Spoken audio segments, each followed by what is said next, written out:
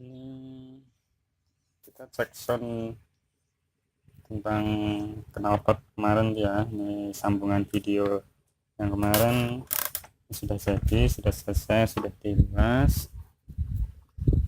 Oke, kayak gini penampakannya. Ini kita lasnya bukan pakai las oksigen, ini kita lasnya pakai las listrik, jadi ya kurang sedikit rapi sebenarnya ya. Yang penting nanti suaranya ya. Oke, kita cek dulu on.